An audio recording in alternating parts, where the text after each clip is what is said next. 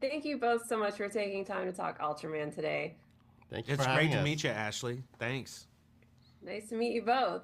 So, I love kaiju anime manga. So, this movie was right up my alley and my household's alley. We loved it.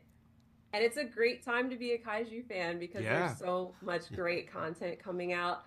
And I'm excited for everybody to see this one because A, I want to talk about it, and B, I just think it's that good that people are just going to be crazy for it.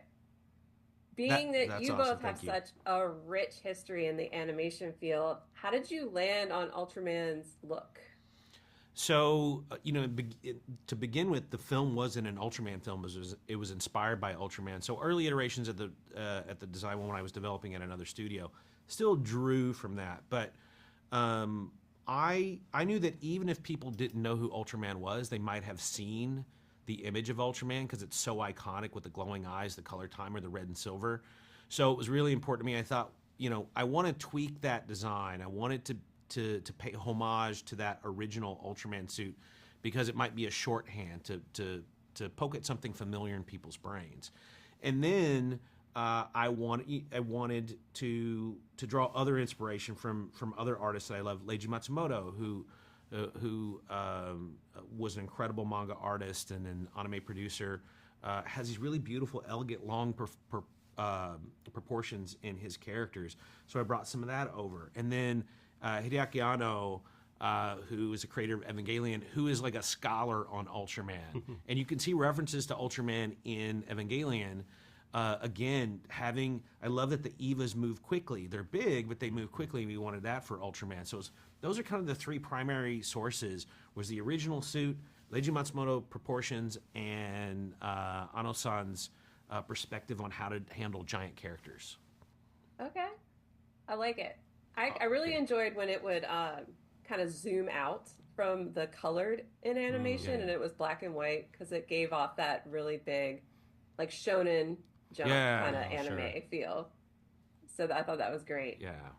And speaking of the designs, I loved your kaiju designs. So being big fans of kaiju, how was it coming to land on her design? Because oh, she's that way. She's so cute, So and she, it's just there's such a huge, canvas to work with. well, She's never changed. yeah, she's Yeah. never changed. I have artwork from her that I drew in 2001, and she was pretty much always the same. So I wanted her to feel like a baby and have some of those aspects. And what's great about Tokusatsu is it's someone in a suit.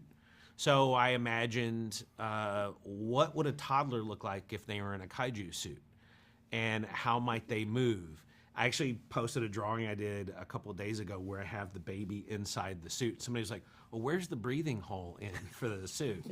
I was like, "In her mouth, of course, in her virtual mouth, of course."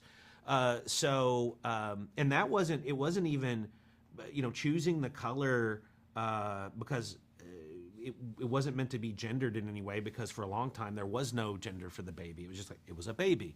But and then using because she's nonverbal, how can we have her communicate? Oh, we can have her change color.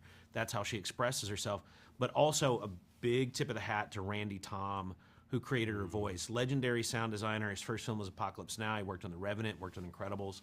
Him creating that voice early on really informed the animators and their performance. So all of those components and a bit of my daughter in there as well.